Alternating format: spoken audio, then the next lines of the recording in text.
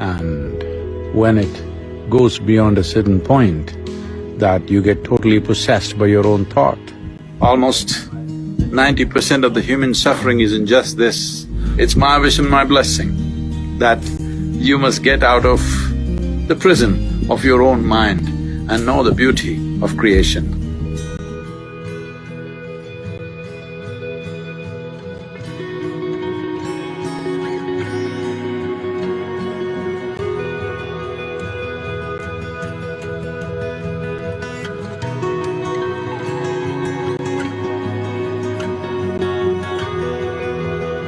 Lethargy comes from overconsumption of either food or thought. One may think how overconsumption of thought would bring lethargy, though everyone can understand overconsumption of food definitely brings lethargy. Well, if you become consumed by thought, you will see you would not like to move out of your bed. I did not talk about thinking, I'm talking about overconsumption of thought. That means thought is continuously flowing without your effort, without your focus, without your intent.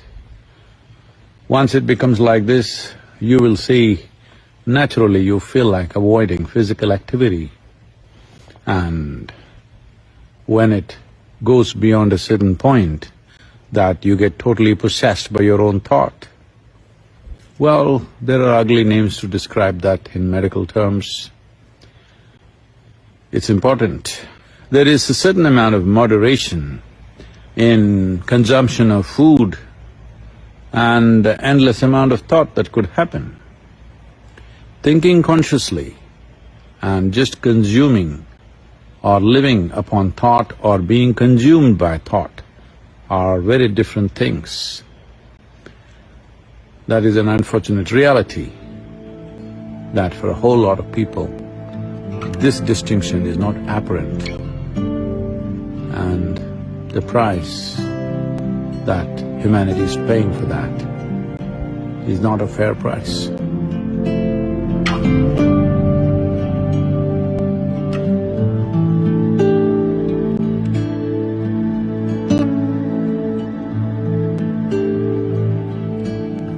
The conclusions that you make in your mind will seriously impede your ability to experience life.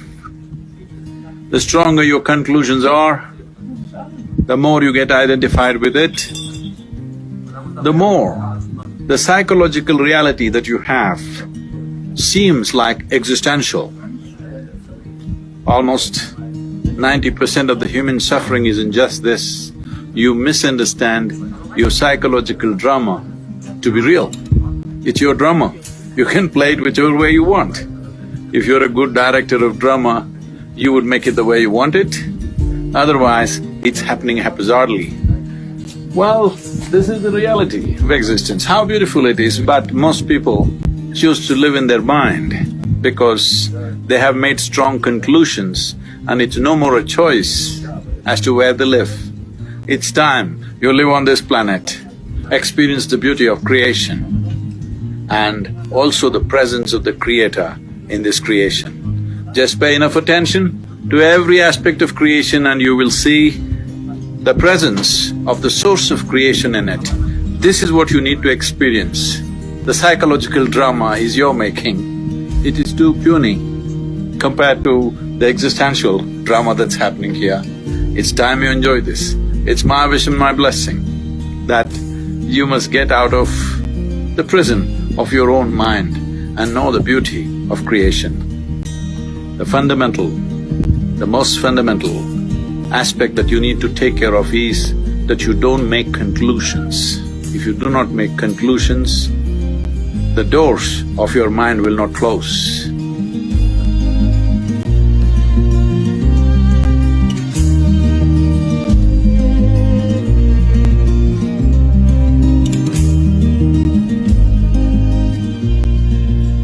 If you apply only your intellect, ignoring other aspects of your intelligence, you will get confused about every little thing in life. Because intellect is a cutting instrument, it's like a knife. If you want to dissect, it's a good instrument.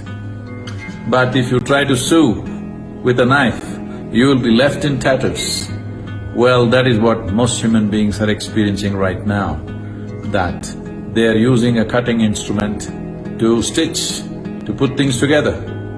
Well, the more effort that you make, the more into bits and pieces human beings will become within themselves.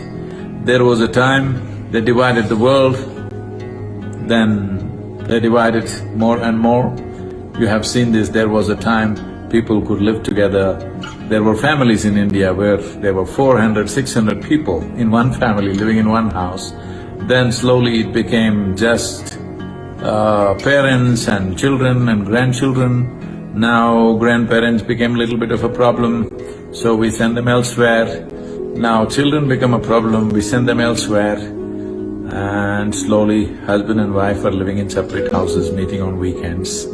Not just that, within yourself you split yourself into many people by cutting yourself into pieces, because this is the process of dissection. If you use only your intellect for every dimension of life, this is where you will get. One day you will get schizophrenic. Yes. So it's important the other dimensions of intelligence come alive within you. Without those dimensions of intelligence being alive, your heart wouldn't beat, your liver wouldn't function, your kidney wouldn't function, all this wouldn't happen. This is not done by your intellect. So there are dimensions of intelligence within you which must be explored and brought alive into your conscious nature.